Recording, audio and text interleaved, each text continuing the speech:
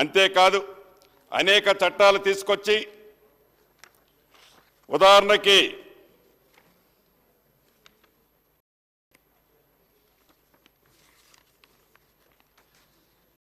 జాగీర్ల రద్దు చట్టం 1948లో వచ్చింది అధ్యక్ష. తెలంగాణ ROR చట్టం 1948లోనే వచ్చింది. రక్షిత కౌలుదారు చట్టం 1950లో వచ్చింది.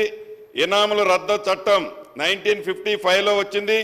భూదాన ఉద్యమం భూదాన చట్టం 1965లో వచ్చింది. భూమి హక్కులు పట్టేదారు పాస్ పుస్తకాల చట్టం 1971లో వచ్చింది.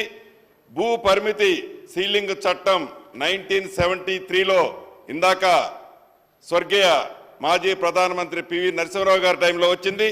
అటవీ హక్కుల చట్టం 2006లో వచ్చింది. భూ రికార్డు డిజిటలైజేషన్ 2007లో కాంగ్రెస్ ప్రభుత్వంలో ప్రారంభించింది అధ్యక్ష. ప్రధానంగా దున్నేవాడికే భూమి ఉండాలన్న లక్ష్యంతో జాగీర్లు ఇనాముల పేర్లతో కొందరు చేతుల్లో ఉన్న లక్షలాది ఎకరాల భూములని పేదోళ్ళ చేతుల్లో పెట్టడానికి చేసిన చట్టాలే జాగీర్ల రద్దు చట్టం, ఇనాముల రద్దు చట్టం. కౌలుదారులని భూమి యజమానులుగా చేసి ఒక గొప్ప చట్టం రక్షిత కౌలుదారు చట్టం. ప్రపంచ చరిత్రలోనే నిలిచిపోయిన భూదాన ఉద్యమం ఈ గడ్డ మీద నుండే ప్రారంభమైంది. భూదాన భూములు పేదలకు పంచేందుకు చేసిన చట్టమే భూదాన చట్టం. హక్కుల రికార్డులను తయారు చేయడానికి హైదరాబాద్ రాష్ట్రంగా ఉన్నప్పుడు వచ్చిన చట్టం ROR చట్టం 1948లో. ఈ చట్టం కింద తయారైన ఖాస్రా పానీనే నేటికి కీలకమైన రికార్డు.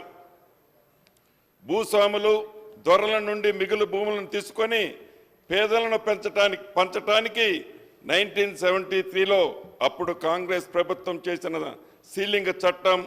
ఈ చట్టం కింద భూములు పొందిన పేదలందరూ ఇందిరమ్మ పట్టాలని నేటికి గుర్తు చేసుకుంటారు అధ్యక్ష. అదే రకంగా 2006లో ఏదైతే ఆనాటి కాంగ్రెస్ ముఖ్యమంత్రి దివంగత నేత రాజశేఖర రెడ్డి గారు పోడు భూములకు పట్టాలిచ్చారు.